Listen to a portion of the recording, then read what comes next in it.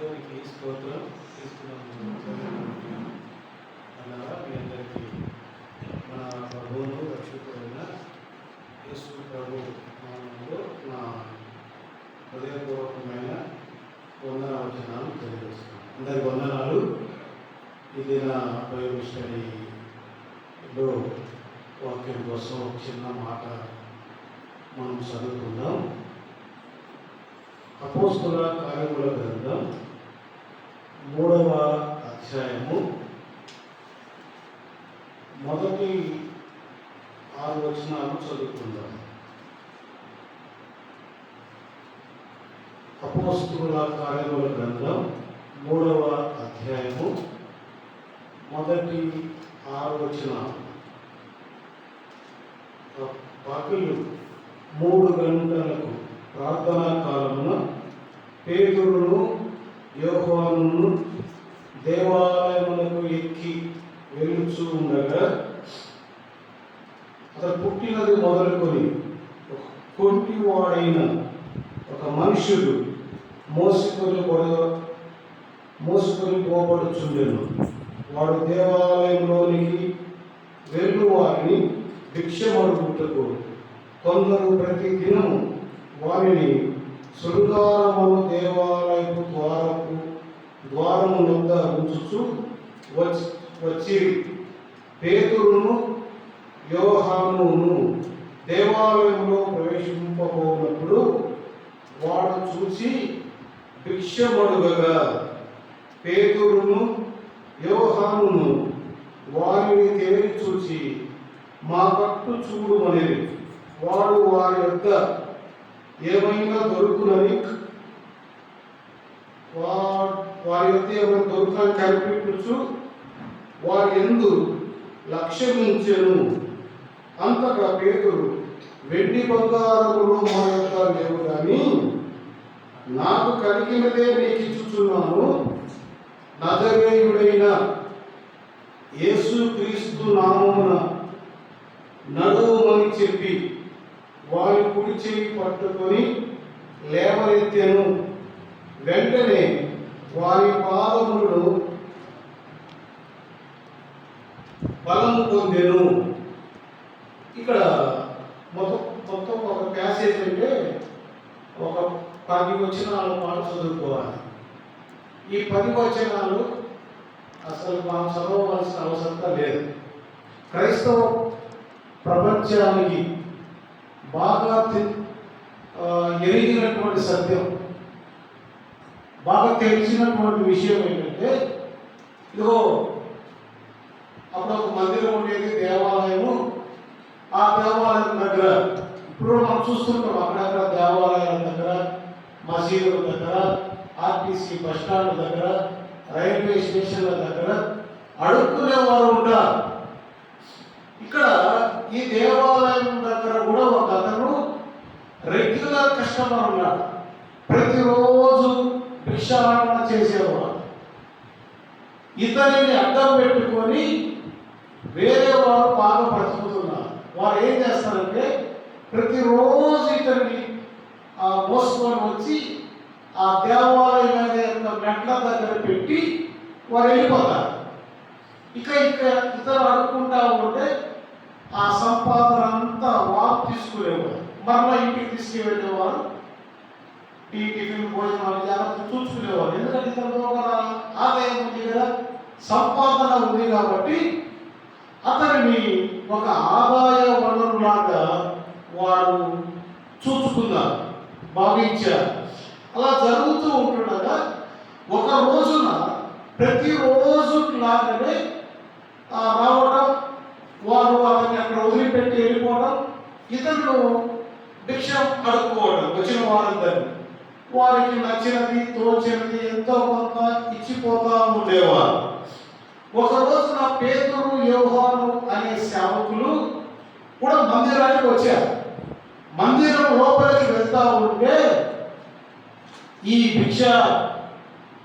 భిక్షము అడుక్కునే అతను అయ్యా పాస్టర్ గారు అను, అయ్యగారు అను, అయ్యా నన్ను చూడయ్యా, నేను గుంటూరునయ్యా అని అతనిని వారు అర్థించినట్టుగా, కేకలు వేసినట్టుగా, అడిగినట్టుగా మనం గమనించగలం. గమనిస్తే వారు ఏం చేశారంటే, ఇదిగో మా తట్టు చూడు, మా తట్టు చూడు, మాకు కలిగింది నీకు ఇస్తాను అని వారు చెప్పగా, ఎంత మంచివారు వీళ్ళు, ఇంతవరకు ఈ విధంగా ఎవరు చెప్పలేదు. ప్రతి వారు వారికి నచ్చింది, అవి పైసా, రూపాయలు, 10 రూపాయలు, 2 రూపాయలు వేసి వెళ్ళారు. కానీ వీరు మటుకు మమ్మల్ని పలకరించారు, మమ్మల్ని నా మీద దృష్టి పెట్టారు అని అతను చాలా సంతోషపడి వారి వైపు తేరి చూస్తా ఉన్నాడంట. తేరి చూచాడు, ఏమి ఇస్తారు, ఎలా ఇస్తారు, ఎంత ఇస్తారు అని వారికి అతను గమనిస్తూ ఉన్నాడు. వారి తట్టు చూస్తూ ఉన్నాడు. అక్కడ రాయబడింది ఒక వచనంలో, 4వ వచనంలో, ఏమైనా దొరుకుదని అతను వారిని కనిపెట్టుచు వారి యందు లక్ష్యముంచెను. లక్ష్యము అనే పదం అనలేదు, లక్ష్యము అనే పదాన్ని అనలేదు. ఇది చెప్తా ఈరోజు. లక్ష్యముంచారు. వారు వెంటనే మా వద్ద వెండి బంగారములు లేవు, కానీ మాకు కలిగినదే నీకు ఇచ్చుచున్నాము, యేసుక్రీస్తు నామములో లేయగలరు. వీటిని పట్టుకొని లేక యేసుక్రీస్తు నామములో లేయి అంటే అతడు లేచాడు. యాక్చువల్గా అతడు ఎదురు చూసింది, అతడు కనిపెట్టింది, అతడు లక్ష్యం ఇచ్చింది స్వస్థత కోసం కాదు, ఆరోగ్యం కోసం కాదు. రమేష్ 10 రూపాయలు ఇచ్చాడు, ఈ అయ్యగారు 20 రూపాయలు ఇస్తాడేమో అన్న ఆలోచనతో తేరి చూచాడు, కనిపెట్టాడు, లక్ష్యం ఉంచాడు. అతడు ఎక్స్పెక్ట్ చేసింది ఒకటి, అక్కడ జరిగింది మరొకటి. అయితే అతనికి శాశ్వత పరిష్కారం దొరికింది. దేవునికి స్తోత్రం. దేవుని సన్నిధికి వస్తే, దేవుని ఆశ్రయిస్తే, దేవుని మందిరంలో శాశ్వత పరిష్కారం దొరుకుతుంది. బయట వ్యక్తుల దగ్గర, డాక్టర్ల దగ్గర, బంధువుల దగ్గర టెంపరీ పరిష్కారం దొరుకుతుంది. అంటే తాత్కాలికమైన ఉపశమనం, తాత్కాలికమైన ప్రయోజనం. కానీ మనం నమ్మిన యేసు ప్రభుతో శాశ్వతమైన పరిష్కారం దొరుకుతుంది. ఒక్కోసారి నీకు తెలిసి తెలియని భక్తి చేసిన దైవ సేవకులను నువ్వు ఆశ్రయించి, దైవ సన్నిధిని ప్రేమించి ఇక్కడ ఉండగలిగితే, ఇక్కడ ప్రార్థించగలిగితే ఖచ్చితంగా నీ సమస్యకు శాశ్వతమైన పరిష్కారం దొరుకుతుంది. ఇక్కడ పుణ్యవాడు, అడుక్కునేవాడు ప్రతిరోజు మెట్ల దగ్గర ఉండే ఒక కష్టవాది. కానీ ఆ పేతురు యోహోనుల మీద లక్ష్యం ఉంచాడు. అయితే అతను లక్ష్యం వచ్చిన ఉద్దేశం వేరు, డబ్బుల కోసమో ఆహారం కోసమో లక్ష్యం ఉంచాడు. కానీ అతనికి ఉన్న అసలైన ప్రధానమైన ఖచ్చితమైన సమస్యను వారు పరిష్కరించారు. దేవునికి స్తోత్రం. ఇక్కడ క్రెడిట్ పేతురు యోహోనులకు వచ్చింది. అందరూ కూడా పేతురుకు జై, యోహోనుకు జై. ఇంకా పేతురు సేవకుడు అంటే పేతురే, సేవకుడు అంటే యోహోనే. వీరు స్వస్థత మరగలిగిన వారు, వీరు రెవరెండు, వీరు బిషప్, ఇంకా వీరు అపోస్తలులు. ఇప్పుడు ఎంత పేరు ప్రఖ్యాతులు పొందుతున్నారో సేవకులు, ఇలాంటి వరాలు కలిగిన వారు. యేసు నామములో ఏదైనా మేలు జరిగితే, యేసు నామములో ఏదైనా ప్రయోజనం జరిగితే, యేసు నామములో క్షేమం జరిగితే దానిని వీరు కైవసం చేసుకుంటున్నారు. ఆ రోజున జరిగిన దానిని ప్రత్యక్షంగా చూచినటువంటి వారు ప్రజల దృష్టిలో పేతురు యోహోను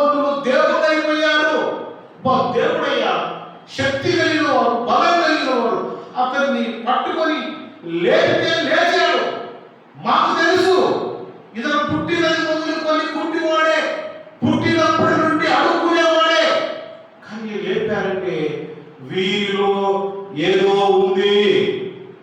ఇప్పుడున్న భాషలో చెప్పాలంటే వీరు ప్రత్యేకమైన వారు, వీరు ప్రవక్తలు, వీరు గొప్ప సేవకులు, వీరు అభిషక్తులైన దేవజనులు అని చెప్తారు. అయితే ఇదంతా జరుగుతూ ఉంటే దానికి వారి జవాబు ఇచ్చారు. ఏమంటే చూడండి 12:13 పేతురు దీనిని చూచి ప్రజలతో ఇట్లనెను, ఇశ్రాయేలీయులారా, మీరు వీరి విషయమై ఎందుకు ఆశ్చర్యపడుచున్నారు? మా సొంత శక్తి చేత నేను, మా సొంత భక్తి చేత నేను నడుమను వీరికి బలమిచ్చినట్లుగా మీరు అనుకుంటున్నారు. మీరెందుకు మా తట్టు తేరి చూచుచున్నారు?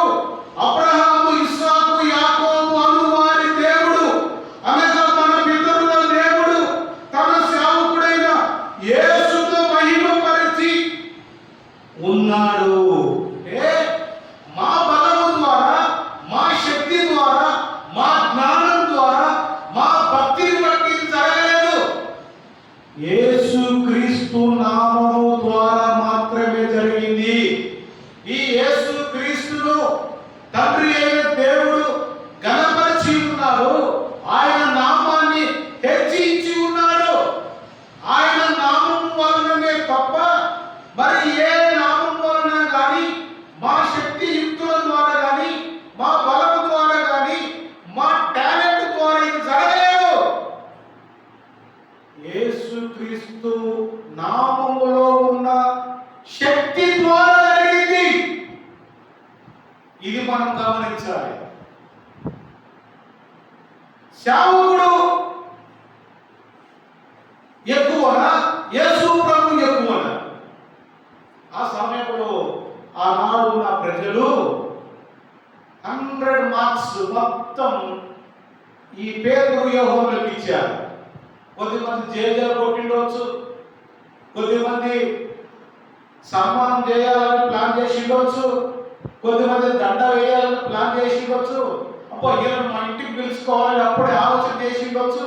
అయ్యా మా ఊరికి ఎప్పుడు వస్తామని డేట్ల కోసం పోయి ఉండొచ్చు. జరుగుతుంది, ఇప్పుడు జరిగేది కూడా అదే కదా. ఆ రోజు కూడా అదే జరిగితే వారు డిక్లేర్ చేశారు, మా బలం కాదు, మా శక్తి కాదు, మా జ్ఞానం కాదు, యేసు నామము వలననే జరిగింది. అంతే. ఈ వాస్తవాన్ని, ఈ సత్యాన్ని గ్రహించాం. ఈ రోజున మనమైతే ఖచ్చితంగా నన్ను చూడు, నా బడాయి చూడాలంటూ మాట్లాడేవాళ్ళం. నేనంటే ఏమనుకున్నామంటారు? నేను వస్తే ఇంతే, నా నీడ పడితే చాలు, నా కర్చీపు పట్టుకుంటే చాలు, నేను మైక్ పట్టుకుంటే చాలు, నేను ఒక్కసారి మీ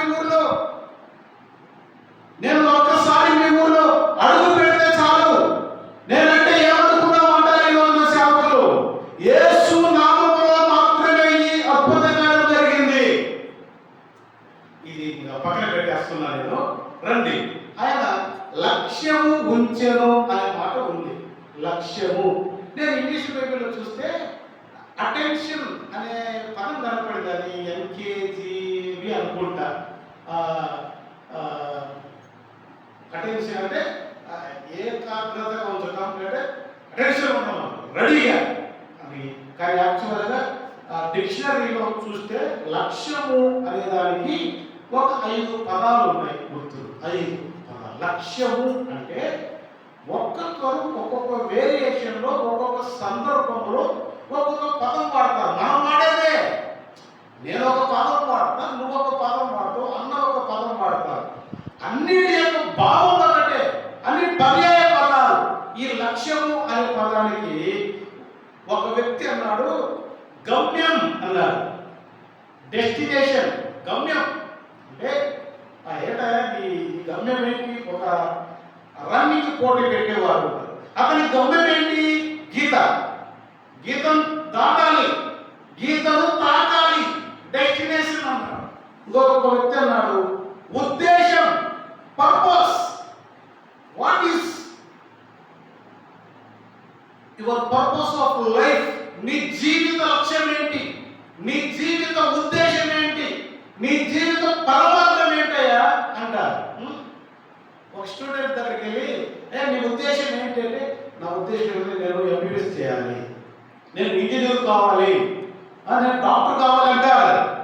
దానినే గమ్యం అంటారు, డెస్టినేషన్ అంటారు, లేక పర్పస్ లేదా ఉద్దేశం అంటారు, లేదంటే యాంబిషన్ ఆశయం అంటారు, ఆశయం లేక ధ్యేయం. ఏంటి ధ్యేయం? ధ్యేయం అన్నా, ఉద్దేశం అన్నా, ఆశయం అన్నా, గమ్యం అన్నా, ఇంకొకటి ఉంది గురి, టార్గెట్. సాఫ్ట్వేర్ ఎంప్లాయీస్ టార్గెట్ ఇస్తారు, ప్రైవేట్ ఎంప్లాయీస్ టార్గెట్ ఇస్తారు. ఒక ఆటో టార్గెట్ పెట్టుకుంటాడు, సాయంత్రం లోపు ఒక 2000 సంపాదించాలి.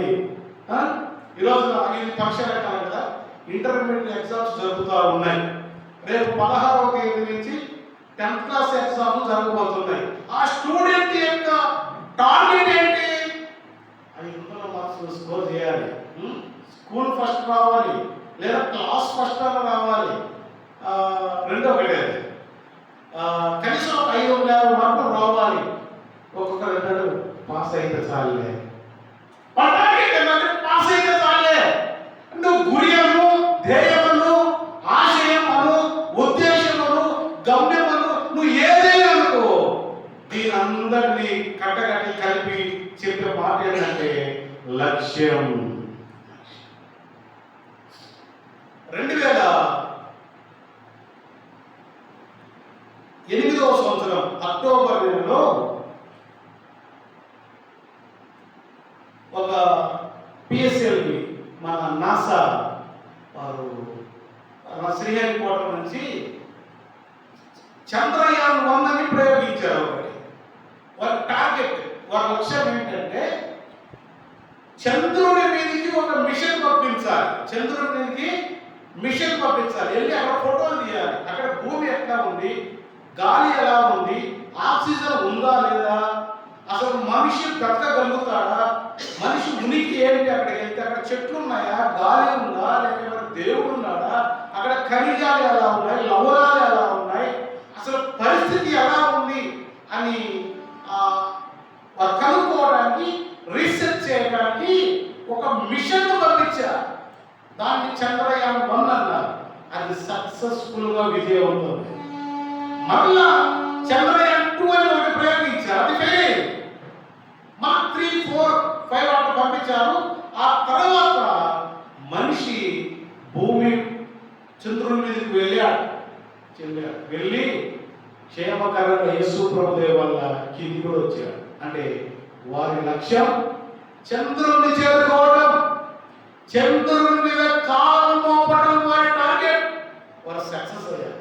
ఈ 2026వ సంవత్సరం జనవరిలో కూడా పిఎస్ఎల్వి 62 అని ఒకటి ప్రయోగం చేశారు. అది జనవరి నెల 12వ తేదీలో చేస్తే అది ఫెయిల్ అయిపోయింది. 4 అంచెలు ఉంటాయి. ఒకటి 1, 2, 3 1 బాగా సక్సెస్ అయింది, 2 సక్సెస్ అయింది, దాదాపుగా దగ్గరికి వెళ్ళాక అది కక్ష రూట్ మారి ఫెయిల్ అయిపోయింది. అంటే వారి టార్గెట్ చేరుకోలేకపోయారు, ఫెయిల్ అయ్యారు, టార్గెట్ చేయలేదు. ఒక్కోసారి మనం కూడా గమనిస్తూ ఉంటాం, క్రికెట్ ఆడుతూ ఉంటారు, ముందు బ్యాటింగ్ చేసిన వారు కొంత కొడతారు, చేజింగ్ ఇంత టార్గెట్ అని ఉంటుంది వాళ్ళకి. ఆ టార్గెట్ వాళ్ళు చేయడంలో ఒక్కోసారి విఫలమవుతుంటారు, ఒక్కోసారి సక్సెస్ అవుతూ ఉంటారు పిల్లలు. సక్సెస్ అయితే ఈ రోజున మన టార్గెట్ ఏంటి? As a believer, as a elder, as a evangelist, as a పాస్టర్గా, సంఘ పెద్దగా, విశ్వాసిగా నీ లక్ష్యం ఏంటి? నీ టార్గెట్ ఏంటి? ఒక మాట చెప్తాను. ఏప్రిల్ రాష్ట్ర పత్రిక 11వ అధ్యాయం 10th వర్స్ 10వ వచనం చూడండి. ఏప్రిల్ 11:10లో ఒక మాట ఉంటుంది. ఏదైనా దేవుడు దేనికి శిల్పియు నిర్మాణకుడునై ఉన్నాడో పునాదులు గల ఆ పట్టణం కొరకు అబ్రహాము ఎదురు చూచుచూ ఉండెను.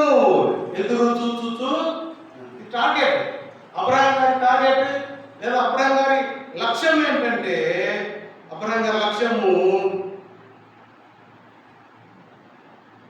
పునాదులు గల పట్టణాన్ని చూడాలి, పునాదులు గల పట్టణం చేరుకోవాలి. ఈ పునాదులు గల పట్టణం ప్రకటన గ్రంథంలోకి వెళ్తే ఆ 12 గుమ్మాలు, అక్కడ 12 రత్నాలు, వజ్రాలు, వైడూర్యాలతో తయారు చేయబడి ఉంటుంది అని రాయబడి ఉంటుంది. అదంతా నేను చెప్పట్లేదు, కానీ అక్కడ దాదాపు 10-12 వజ్రాలతో, వైడూర్యాలతో నిర్మించబడిన టెంపుల్ పరిస్థితి మనం చూస్తాం, మనం గమనిస్తాం. అబ్రహాం గారు ఎదురు చూస్తున్నారు. లక్ష్యం వచ్చడం అంటే దేనికోసం అంటే పరలోక రాజ్యం. ఈరోజు మన లక్ష్యం ఏంటో తెలుసా? మనకు ఉంటాయి, ఏదో టార్గెట్లు ఉంటాయి. ఈ ఇయర్లో ఇంత సంపాదించాలి, ఇంత కూడబెట్టాలి, ఇంత ఇన్వెస్ట్మెంట్ చేయాలి లక్ష్యం. కానీ అంతిమంగా ఒక విశ్వాసిగా, యేసు ప్రభు నమ్ముకున్న బిడ్డలుగా మన లక్ష్యం పరలోక రాజ్యం. ఎందుకంటే కొలస్సీయులకు రాసిన పత్రిక 3వ అధ్యాయం 1వ వచనంలో అపోస్తలుడైన పౌలు భక్తుడు అంటారు, మీరు క్రీస్తుతో కూడా లేపబడిన వారైతే పైన ఉన్న వాటినే వెదకుడి అంటారు. క్రీస్తుతో కూడా లేపబడ్డం అంటే మనం పాపంలో చచ్చిపోయాము, క్రీస్తుతో లేపబడ్డాం. పాపంలో చచ్చిపోయి పాతి పెట్టబడి నీళ్ళలో ముంచబడి నీటిలో నుంచి లేపబడ్డావు. అది క్రీస్తుతో లేపబడటం అంటే. ఈ అనుభవం కలిగిన వారు, మారు మనసు కలిగిన వారు, బాప్తిస్మం పొందిన వారు, సంఘంలో చేర్చబడిన వారు, కుటుంబముగా మనకు కొన్ని లక్ష్యాలు ఉంటాయి, అవసరం, ఖచ్చితంగా చేరుకోవాలి. ఇప్పుడు పిల్లలు ఉంటారు, ఏదమ్మా పిల్లలు ఎంతమంది లేదు, ఏంటి సంగతి అయితే 1, 2, 3, 4 చెప్తా. మరి ఏ పిల్లల సంగతి ఏముందన్నా, ఒకరిని ఎంబీబీఎస్ చేయించాలి, ఒకరిని బీటెక్ చేయించాలి అంటారు. అది టార్గెట్. వాళ్ళు రీచ్ అవుతారా లేదా తర్వాత సంగతి. కనీసం ఒక టార్గెట్ ఉండాలి, మనకు ఒక లక్ష్యం ఉండాలి, ఒక ఆలోచన ఉండాలి. అలానే ఒక విశ్వాసిగా పాపము నుంచి విడుదల పొంది, రక్షణ పొంది, సంఘంలో చేర్చబడే విశ్వాసిగా మన టార్గెట్, మన లక్ష్యం ఏంటంటే పరలోక రాజ్యం చేరుకోవాలి. అంతే, పరలోక రాజ్యం. ఒక అతను అన్నాడు, అయ్యా పరలోక రాజ్యం చేరుకోవాలంటే నేనేం చేయాలి అన్నాడు. అంటే అతని ఆలోచన ఏంటంటే పరలోక రాజ్యం వెళ్ళాలి. యేసు ప్రభు దగ్గరికి వస్తాడు. యేసు ప్రభు చెప్తాడు, అయ్యా అబద్ధం ఆడకూడదు, దొంగతనం చేయకూడదు, వ్యభిచరించకూడదు, ఇవి ఉంటే చాలంటే. అయ్యా నేను చిన్నప్పటి నుండి నేను ఎప్పుడు అబద్ధం ఆడలేదు, దొంగతనం చేయలేదు, వ్యభిచరించలేదు, పొరుగు వారికి అబద్ధ సాక్ష్యం కలగలేదు, నేను నీతిగా ఉన్నాను, నిజాయితీగా ఉన్నాను. అవునా? అట్లయితే నీకు ఒకటి కొదువుగా ఉంది. నీ మనస్సు, నీ హృదయం, నీ గుండెకాయ, నీ ఆలోచన, నీ మెదడు, నీ మస్తిష్కం ఒక దాని మీద కేంద్రీకరించబడింది. అది నీ ఆస్తి. ఇది తీసేసుకో, ఇది అమ్మేసేసాయి, ఇది పనిచేసాయి, నా దగ్గరికి వచ్చేవాడికి ఇది ఎందుకు, ఇది అవసరం లేదు. అక్కడ వెండి బంగారం, వెండి కాదు బంగారు వీధులలో నడుస్తావు. బంగారుతో నిర్మించబడిన పరలోక రాజ్యం. అతను అన్నాడు, నీకు ఒక నమస్కారం అయ్యా అని తెలియదు. అతను టార్గెట్ పరలోక రాజ్యం మీద ఉంది, కానీ టార్గెట్ రీచ్ కాలేకపోయాడు. టార్గెట్ లక్ష్యాన్ని చేరుకోలేకపోయాడు. అపోస్తలుడైన పౌలు భక్తుడు అంటాడు, ఆయనకు 2 టార్గెట్. పరలోక రాజ్యం వెళ్ళాలి, అనేక మందిని తీసుకెళ్ళాలి, సంఘాన్ని సిద్ధపరచాలి, వధువు సంఘంగా అనేక మంది సువార్త ప్రకటించాలి అంటాడు. అయ్యో నేను సువార్తను ప్రకటించకపోయిన నాకు శ్రమ, సువార్తను ప్రకటించవలసిన బాధ్యత, భారం నా మీద ఉంది అంటాడు. ఆ విషయంలో ఎంత పెద్ద మాట పలుకుతాడంటే అపోస్తలుల కార్యముల గ్రంథం 20వ అధ్యాయం 24వ వచనం చూడండి. అపోస్తలుల కార్యముల గ్రంథం 20వ అధ్యాయము 24వ వచనం. అయితే దేవుని కృపా సువార్తను గూర్చి సాక్ష్యమిచ్చుటయందు నా పరుగును నేను ప్రభువైన యేసు వలన పొందిన పరిచర్యను తుదముట్టించవలనని, లక్ష్యాన్ని చేరుకోవాలని, టార్గెట్ ఫినిష్ చేయాలని, నా ఆశయాన్ని నేను చేరుకోవాలని, నా గమ్యాన్ని చేరుకోవాలని. దీని అర్థం అంటే తుదముట్టింపవాలని అంటే దాని అర్థం ఉద్దేశం, గమ్యం, ఆశయం, ధ్యేయం, గురి, లక్ష్యం ఏమైనా ఫిక్స్ చేసేది అంటే ఈ విషయంలో నా ప్రాణం పోయినా పర్వాలేదు అన్నాడు. పరలోక రాజ్యం చేరడానికి నేను ఎంతకైనా తెగిస్తాను. సువార్త ప్రకటించడానికి నా ప్రాణం పోయినా పర్వాలేదు. నా టార్గెట్ రీచ్ అవ్వాలి. టార్గెట్ రీచ్ అయ్యా 2వ తిమోతి పత్రిక 4లో ఉంటుంది. ఇదిగో నీతి కిరీటం నా కోసం ఎదురు చూస్తాను. నేను చనిపోబోతా ఉన్నాను. నేను వెళ్ళకపోయే సమయం ఆసన్నమైంది. నీతి కిరీటం నా కోసం ఉంది అన్నాడు. అంటే లక్ష్యం కోసం పనిచేశాడు. పరిచర్య చేయడం ఒకటి, 2 అతను పరలోక రాజ్యం చేరుకోవడం. ఈరోజు నీ టార్గెట్ ఏంటి? నీ లక్ష్యం ఏంటి? నీ ఆశయం దేని గురించి? ఎక్కడి ఒక ఈరోజు 500 సంపాదించాలన్నా, ఎక్కడి నెలకు ఒక 10,000 15,000 సంపాదిస్తే మా కూడు జరగదు, కుటుంబం జరగదు. ఎస్, దానికోసం ఎంతగా కష్టపడు, శ్రమపడు, చెమట తప్పేం లేదు. కానీ అది భౌతిక సంబంధంగా నీ బ్రతుకు తెరువు కోసం, నీ కుటుంబం కోసం ఒక లక్ష్యం పెట్టుకున్నావు. కానీ ఆత్మ సంబంధంగా నీ టార్గెట్ ఏంటి? ఆత్మ సంబంధంగా నీ లక్ష్యం ఏంటి? ఏమై ఉండాలంటే లక్ష్యం మనము పరలోక రాజ్యం చేరుకోవాలి అంతే. పౌలు భక్తుడు అంటాడు ఎక్కడ ఫిలిప్పీ 3:14లో గురి ఎద్దకే పరిగెత్తుచున్నాను అంటాడు. గురి ఎద్దకే ఏంటి ఆయన గురి? అదే అబ్రహాం గారు చెప్పినటువంటిది పునాదులు గల పట్టణం తన గురి. పునాదులు గల పట్టణం తన గురి. సర్వలోకానికి సువార్త ప్రకటించడం తన గురి. సంఘాన్ని వధువు సంఘంగా సిద్ధపరచడం తన గురి. ఓ సంఘ పెద్ద, ఓ సేవకుడా, నీ గురి ఏంటి సంఘం పట్ల? ఓ సహోదరుడా, నీ గురి ఏంటి నీ కుటుంబం పట్ల? ఓ తల్లి, నీ పిల్లల పట్ల నీ గురి ఏంటి? అంటే పిల్లల పట్ల ఒక గురి ఉండాలి, సంఘం పట్ల ఒక గురి ఉండాలి, సమాజం పట్ల ఒక గురి ఉండాలి. ఇన్ని పదాలు వాడినానని అనుభవం ఏదో పట్టుకోండి. గురి పట్టుకుంటావా? లక్ష్యం అనే దాన్ని పట్టుకుంటావా? పర్పస్ అనే దాన్ని పట్టుకుంటావా?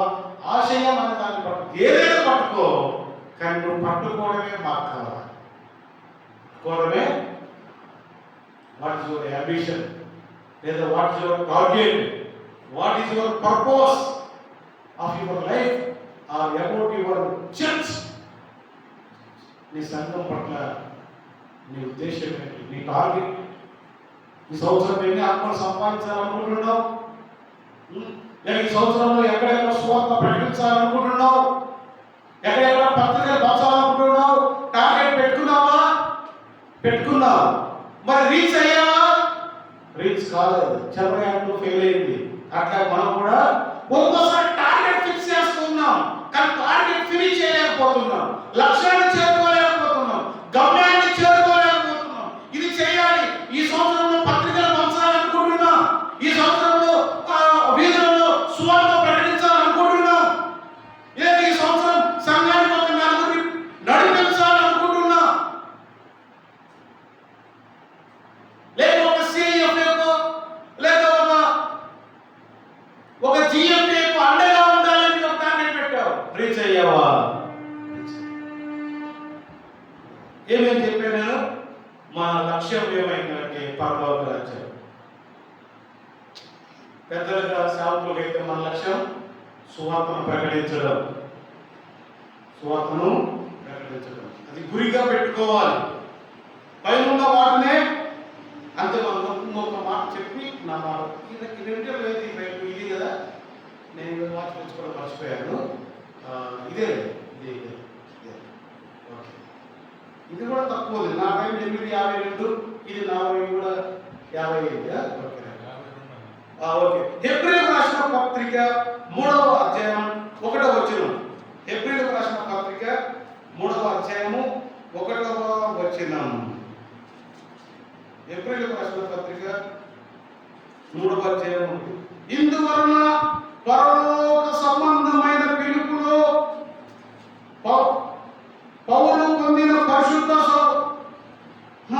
పిలుపులో పాలు పొందిన పరిశుద్ధ సహోదరులారా, మనము ఒప్పుకొనిన దానికి అపోస్తలులను ప్రధాన యాజకుడుమైన యేసు మీద అంతే పండగలే లక్ష్యం ఉంచుడి. ఎవరి మీద? యేసు క్రీస్తు మీద లక్ష్యం ఉంచాలి. అంతే చాలిగా ఆయన మీద గురి పెట్టగలిగితే ఆయన ఎక్కడా తీసుకెళ్తారు తెలుసా? పరలోక రాజ్యం వరకు మోసుకెళ్తారు. ఇశ్రాయేలీయులను మోషే విడిపించారు. ఎక్కడ దాకా తీసుకెళ్ళాడు? సగం వరకు తీసుకెళ్ళాడు. మిగతా సగం యెహోషువకు పోయాల్సిన పరిస్థితి వచ్చింది.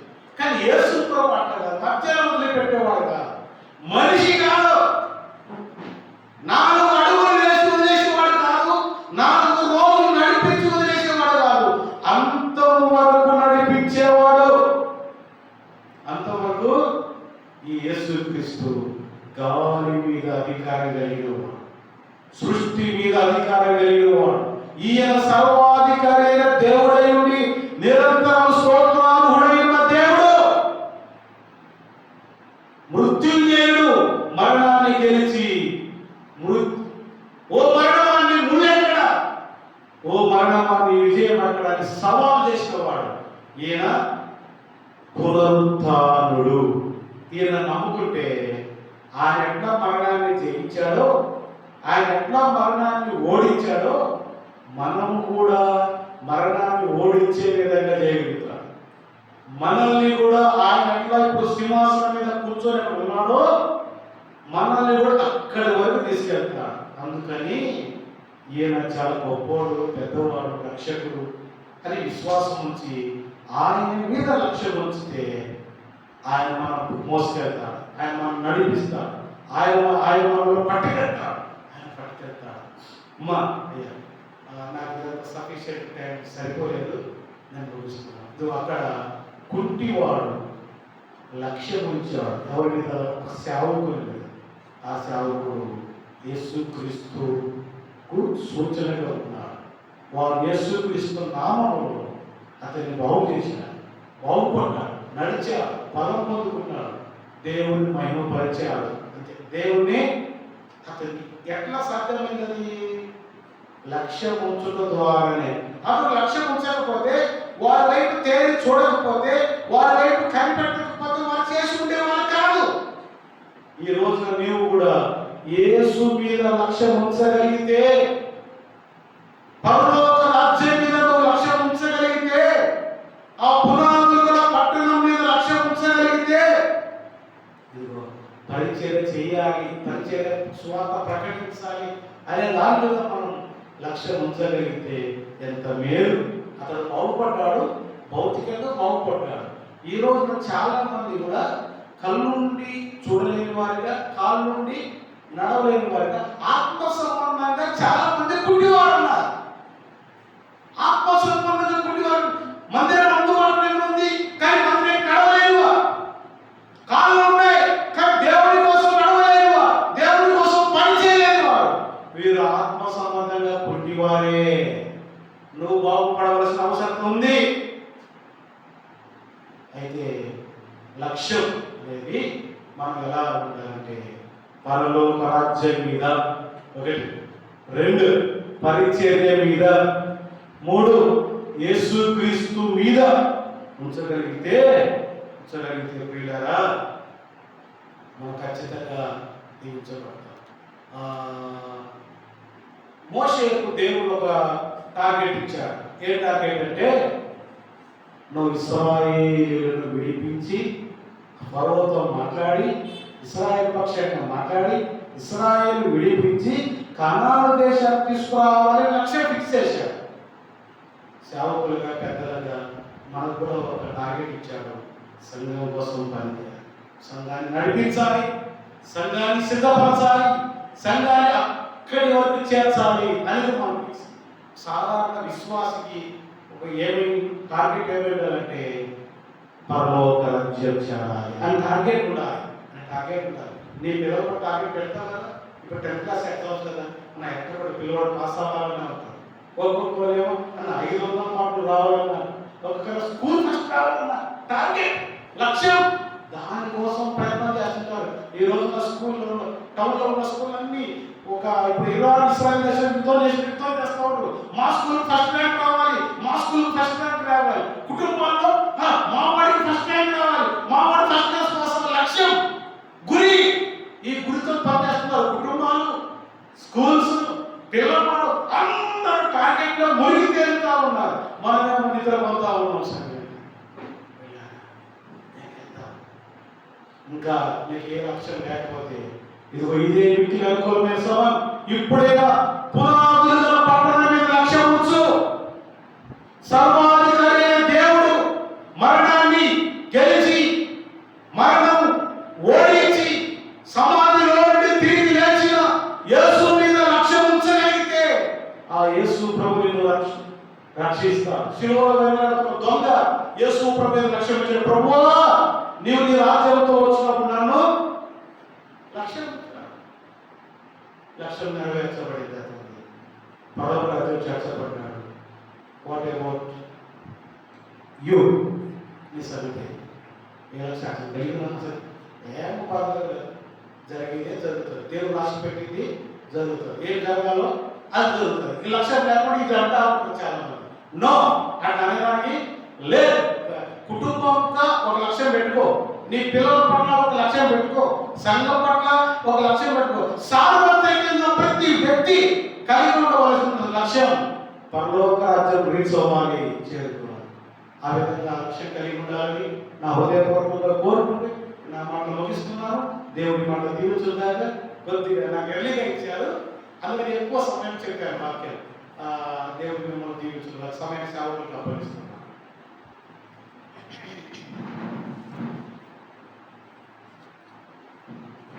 చక్కని వాతావరణం అనేసిన తెలుస్తున్నాం. నిజంగా మనం లక్ష్యము కలిగి ఉండాలి. లక్ష్యాన్ని నిర్లక్ష్యం చేస్తున్నాము. అందరికీ కావాల్సిన వాక్యం సంఘస్థులుగా, విశ్వాసాలుగా దేవుడు రవిని నిలబెట్టుకుని మనకు అందించాడు. మరి దేవుని పరలోక రాజ్యం మీద లక్ష్యం ఉంచాలి, పరిచర్య మీద లక్ష్యం ఉంచాలి, యేసుక్రీస్తు మీద లక్ష్యం ఉంచాలి. మూడింటి మీద మన లక్ష్యం కలిగి, ఒకవేళ లక్ష్యం లేక నిర్లక్ష్యంగా ఉంటే మనల్ని మనం పరిశీలించుకొని దేవుడి కొరకు ఇంకా వాడబడేలాగా దేవుడు మనకు సహాయం చేయగా ప్రార్థన చేస్తున్నాం. సర్వాధికారి సర్వోన్నతుడైన మా గొప్ప దేవా, అయ్యా వాక్యంలో నుండి మరి మీరు నిలబెట్టుకొని మాకు మంచి మాటలు వాటిని స్తోత్రాలు. నిజంగా ప్రభావ మరి మీరు మీ మీద మేము లక్ష్యం లేదు ప్రభావ, పరలోక రాజ్యం మీద లక్ష్యం కలిగి ఉండాలి, పరిచర్య మీద లక్ష్యం కలిగి ఉండాలి. అంతేకాకుండా ప్రభావ యేసుక్రీస్తు మీద లక్ష్యం కలిగి ఉండాలి. మేము చూస్తున్నాం ప్రభావ, అనేక సార్లు మేము నిర్లక్ష్యంగా జీవిస్తున్నాం. అటువంటి జీవితాన్ని మీరు మాలో నుంచి తీసివేయండి.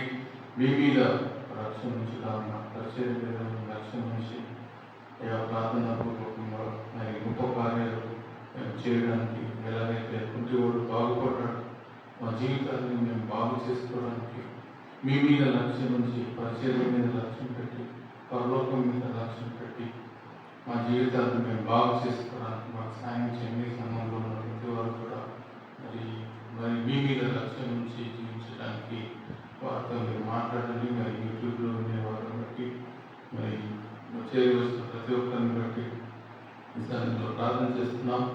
మరి ఇంకా తీసుకున్నారో ఆ కుటుంబాన్ని సంఘాన్ని మీరు ఆదరించండి. అలాగే సంఘంలో ఉన్న అన్నిటిని బట్టి కూడా మేము ప్రార్థన చేస్తున్నాం. మీ కార్యాలు జరిగించుకోనివ్వండి. మీ అందరూ మేము లక్ష్యం నుంచి ఈ లోకంలో మీకు సాక్షులుగా జీవించి మా జీవితాన్ని బాగు చేసుకోవడానికి మా అందరికీ సహాయం చేయమని మరక్షక విమోచకుడైన యేసుక్రీస్తునామములో ప్రార్థించి వేడుకుంటున్నాం తండ్రి. ఆమేన్. అందరికీ వందనాలు. కొడుకు